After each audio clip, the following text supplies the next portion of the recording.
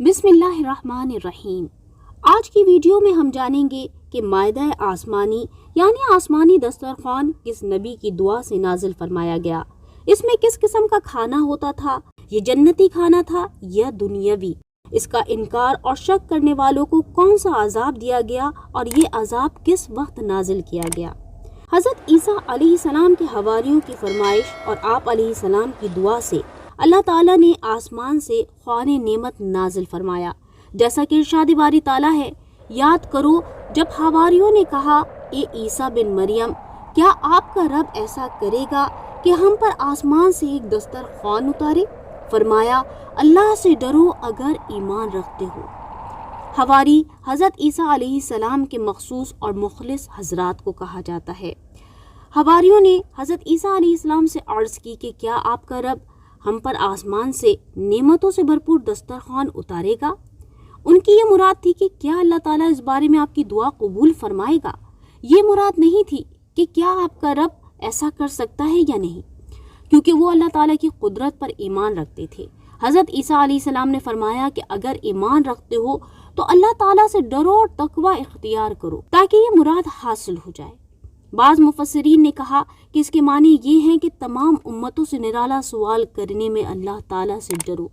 یہ معنی ہے کہ جب اللہ تعالیٰ کی کمالی قدرت پر ایمان رکھتے ہو تو ایسے سوال نہ کرو جن سے تردد کا شبہ گزر سکتا ہو۔ بعض کا کہنا ہے کہ انہوں نے فکر و فاقہ، تنگی اور حاجت کی وجہ سے سوال کیا تھا۔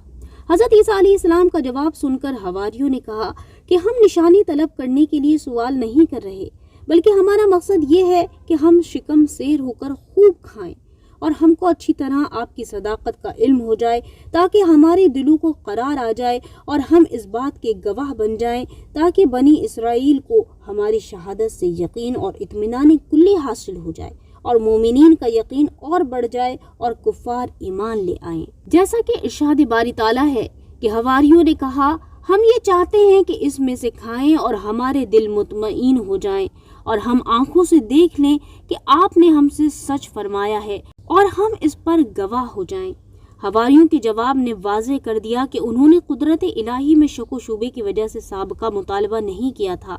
بلکہ ان کا مقصد کچھ اور تھا۔ حواریوں کی اس درخواست پر حضرت عیسیٰ علیہ السلام نے انہیں 30 روزے رکھنے کا حکم دیا اور فرمایا کہ جب تم ان روزوں سے فارغ ہو جاؤ گے تو اللہ تعالیٰ سے جو دعا کرو گے قبول ہوگی۔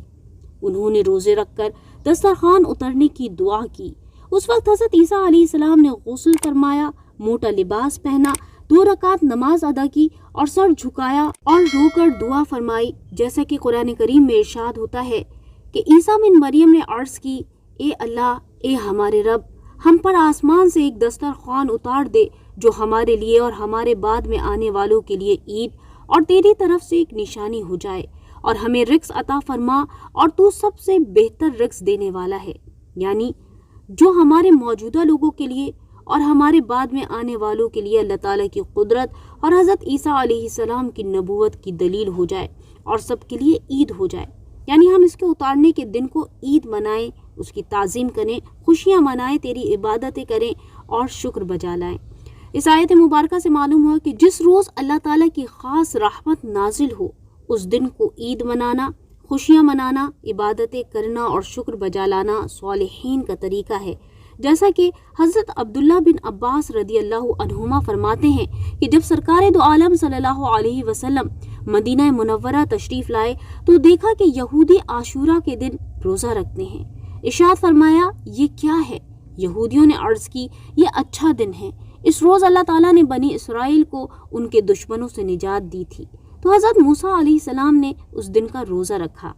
آپ علیہ السلام نے ارشاد فرمایا کہ تمہاری نسبت میرا حضرت موسیٰ علیہ السلام سے تعلق زیادہ ہے، چنانچہ آپ علیہ السلام نے عاشورہ کا روزہ رکھا اور اس دن روزہ رکھنے کا حکم ارشاد فرمایا۔ حضرت عیسیٰ علیہ السلام کی درخواست کے بعد اللہ تعالیٰ نے فرمایا کہ بے شک میں وہ تم پر اتارتا ہوں، پھر اس کے بعد جو تم میں سے کفر کرے گا تو بے شک میں اسے وہ عذاب دوں گا کہ سارے جہان میں کسی کو نہ دوں گا، یعنی اس کے بعد جس نے میرے نبی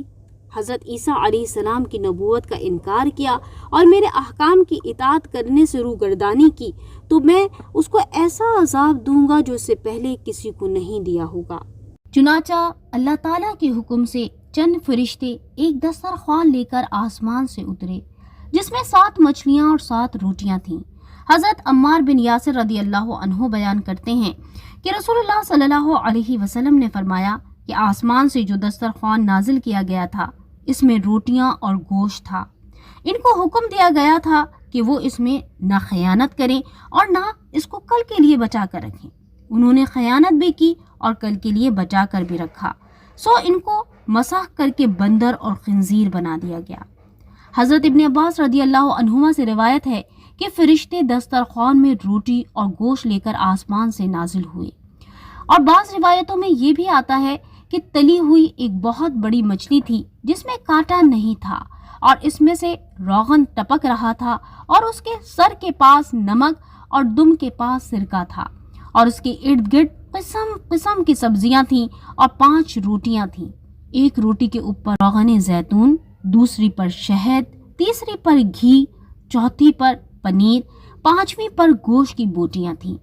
دسترخوان کے ان سامانوں کو دیکھ کر حضرت عیسیٰ علیہ السلام کے ایک حواری شمعون نے کہا، جو تمام حواریوں کا سردار تھا، کہ اے روح اللہ، یہ دسترخوان دنیا کے کھانوں میں سے ہے یا آخرت کے؟ تو آپ نے فرمایا کہ یہ نہ تو دنیا کے کھانوں میں سے ہے نہ آخرت کے، بلکہ اللہ تعالیٰ نے اپنی قدرت کاملہ سے تمہارے لیے اس کھانے کو ابھی ابھی پیدا فرما کر بھیجا ہے۔ حضرت عمار بن یاسر اور قتادہ کا ایک قول یہ بھی ملتا ہے کہ اس میں جنت کے پھل تھے، لیکن علامہ ابو الحیان اندلوسی اور علامہ ابو عبداللہ محمد بن احمد مالکی نے ترمذی شریف کی حدیث کو تمام اقوال سے اعلیٰ قرار دیا ہے کہ اس میں گوشت اور روٹیاں تھیں۔ پھر حضرت عیسیٰ علیہ السلام نے بنی اسرائیل کو حکم دیا کہ خوب شکم سیر ہو کر کھاؤ، اور خبردار اس میں کسی قسم کی خیانت نہ کرنا اور کل کے لیے ذخیرہ نہ کرنا، نہ رکھنا، مگر بنی اسرائیل نے اس میں خیانت بھی کر ڈالی اور کل کے لیے ذخیرہ بھی بنا کر رکھ لیا۔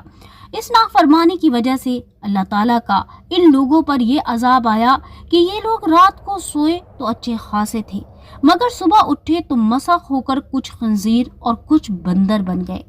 پھر حضرت عیسیٰ علیہ السلام نے ان لوگوں کی موت کے لیے دعا مانگی تو تیسرے دن یہ لوگ مر کر دنیا سے نیست و نابود ہو گئے، اور کسی کو یہ بھی معلوم نہیں ہو سکا کہ ان کی لاشوں کو زمین نگل گئی یا اللہ نے ان کو کیا کر دیا۔ اس واقعے سے معلوم ہوا کہ انبیاء علیہ السلام کی نافرمانی اور مخالفت کرنا خوفناک جرم عظیم ہے، کہ جب بنی اسرائیل نے کفرانی نعمت کیا اور اپنے نبی کی نافرمانی اور مخالفت کرتے ہوئے مائدہ آسمانی میں خیانت کی، اسے چھپایا اور ذخیرہ کیا، تو یہ مائدہ اٹھا لیا گیا اور اللہ تعالیٰ نے انہیں بندر اور خنزیر بنا کر اس طرح نیست و نابود کر دیا کہ ان کی قبروں کا نشان بھی باقی نہ رہا۔